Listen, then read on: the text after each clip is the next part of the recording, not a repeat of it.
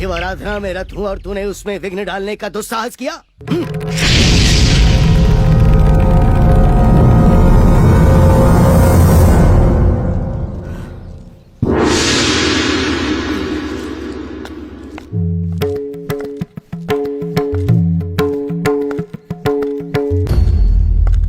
भवति भिक्षाम देहि।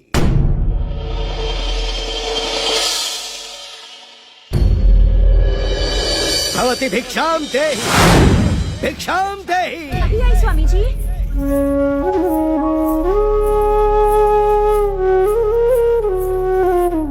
स्वीकार कीजिए स्वामी जी।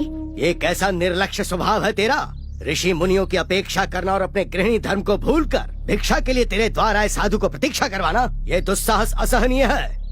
घर के सारे कार्य करना भी तो गृहिणी कार्य का ही धर्म है ना स्वामी। जरा सी देर हो गई, क्षमा कीजिए। मुझसे उल्टी सीधी बातें मत कर, ये धर्म के विरुद्ध है। तेरा ये कर्म पूरी तरह से अधर्म है, तुझे शिक्षा मिलनी ही चाहिए।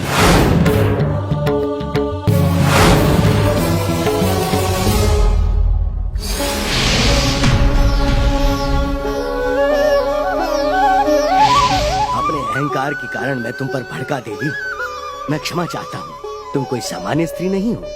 तुमने मेरा अहंकार दूर कर दिया। आपने अपनी शक्ति से मेरे ज्ञान चक्षु खोल दिए। आपको प्रणाम है देवी। अरे अरे, आप जैसे बड़े लोगों को आशीर्वाद देना चाहिए, ना कि क्षमा मांगनी चाहिए। भिक्षा स्वीकार कीजिए स्वामी जी। आशीर्वाद दीजिए स्वामी जी। शीघ्रमेव संतान प्राप्ति अस्तु। स्वामी, क्या हुआ देवी? आपका आशीर्वाद निरर्थक जाएगा स्वामी। इस जन्म में माँ बनने का सौभाग्य मेरा नहीं है। मैं एक बांझ हूँ स्वामी।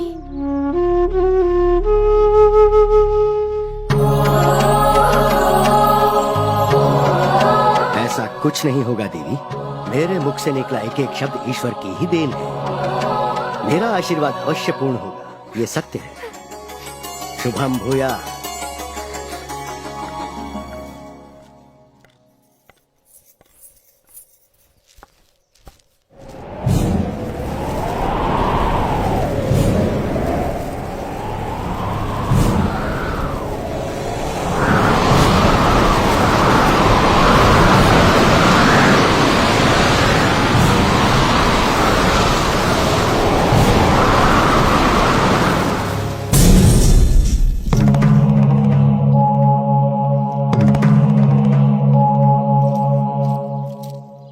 भगवान शंकर के योगेंद्र को प्रणाम करता हूँ। आप कौन हैं? विधाता जो कुछ भी लिखता है उसका पूर्ण निर्वहन करके मानव जीवन को सामान्य गति प्रदान करने वाला काल पुरुष हूँ मैं। तो आप काल पुरुष हैं। ऐसा क्या हो गया जो आपको मुझसे मिलने आना पड़ा? आज आपके कारण मेरे कर्तव्य निर्वहन को समाप्त करने वाला संकट उत्पन्न हुआ है। मेरे कारण? वो कैसे? एक बांझ स्त्री को संतान प्राप्ति का आशीर्वाद देकर आपने विधाता के विधान का उल्लंघन किया है। ओह, तो आप मुझसे उस स्त्री के बारे में बात कर रहे जी हैं? हाँ, उस स्त्री को संतान न होने का प्रावधान है। आपका आशीर्वाद उसके विरुद्ध जा रहा है योगेंद्र। ये संभव संकल्प से हो या फिर असंकल्प से, उस परमेश्वर ने मेरे मुख से उस स्त्री को आशीर्वाद दिलवाया है। वो व्यर्थ नहीं जाएगा। योगेंद्र, आप विधि के विपरीत जा रहे हैं। विपरीत कुछ नहीं है। हमारी तपस्या की परीक्षा मत लो देव। ये आपका अहंकार है जो ऐसी बातें कर रहा है। ये अहंकार नहीं है, ये आत्मविश्वास है। ईश्वर हमारे अंदर ही निहित है, इसलिए हम जो कहते हैं वो होगा। मैं ऐसा नहीं होने दूंगा। आप बहुत आतुर हो रहे हैं देव, और मुझसे उल्टा सीधा बोल रहे हैं। कर्तव्य निर्वहन में साक्षात विधाता का सामना करने से भी नहीं डरता हूँ मैं। आपके आशीर्वाद को पूर्ण नहीं होने दूंगा। तुम मुझे रोक नहीं पाओगे। मैं जो ना कर सकूं ऐसा कुछ भी नहीं है। उस पार्वती के गर्भ में किसी भी आत्मा को प्रवेश नहीं करने दूंगा। मुझे रोकने की शक्ति किसी भी पुनर्जन्म लेने वाले के पास नहीं है योगेंद्र। ओहो, तो ये है तुम्हारा साहस। सुनो अज्ञानी, तुम सामान्य आत्मा का विरोध कर सकते हो, परंतु मेरी तपस्या और मेरे योग का नहीं। मैं अपने योग, तपस्या और बल से पार्वती नाम की उस स्त्री के गर्भ को ठहरा दूंगा। यदि तुम में उसे रोकने की शक्ति है तो प्रयत्न करो।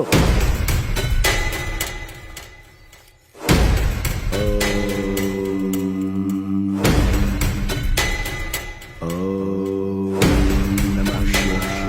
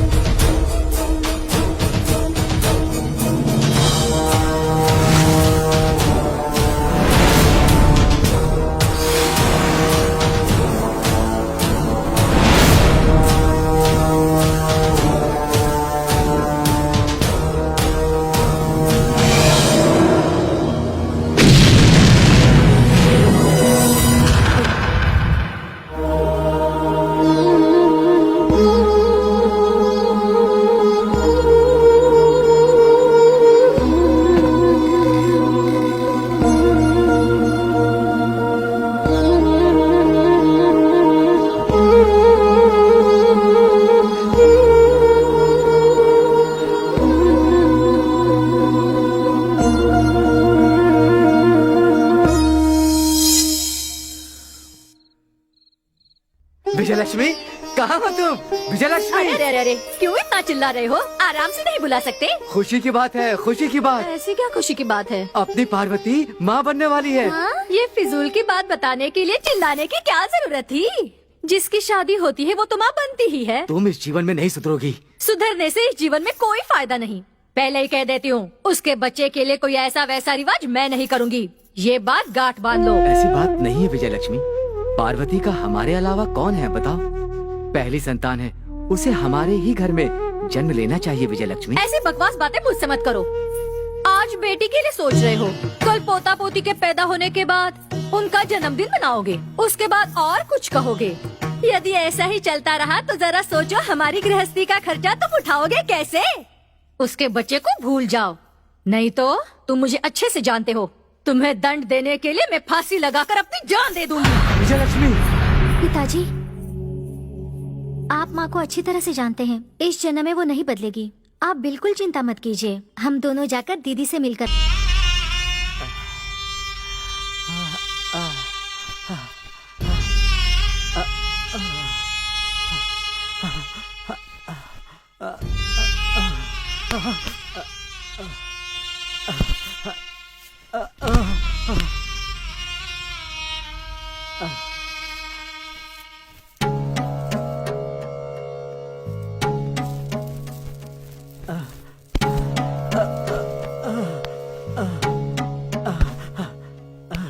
महानुभाव, आप कौन हैं? आपकी ये हालत कैसे हो गई? भूख से मर रहा हूँ।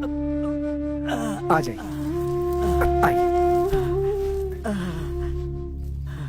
पार्वती, हाँ, पार्वती, आ रही हूँ स्वामी। आइए। ये हमारे अतिथि हैं। शीघ्र भोजन तैयार करो। हाँ, ठीक है। बेटी, आप मुझे अतिथि मान रही हो, परंतु उसे स्वीकार करना मेरे भाग्य में नहीं है बेटी। ऐसा क्यों कह रहे हैं? आहार स्वीकार नहीं कर सकता हूँ, श्राप ग्रसित हूँ। श्राप ग्रसित हैं? मेरे अहंकार ने मुझे श्राप ग्रसित कर दिया पुत्र। मैं जब भी भोजन करने जाता हूँ वो मिट्टी में बदल जाता है पुत्र। आपके कथन पर मुझे आश्चर्य हो रहा है। आप इतने कठोर श्राप से कैसे ग्रसित हुए? बताइए, आपकी भूल क्या थी? मेरा नाम मतंग है पुत्र। अपने अहंकार में स्वयं को भूलकर, अपने परिवार को भूलकर मैं इधर उधर घूमते हुए सबको सताया करता था।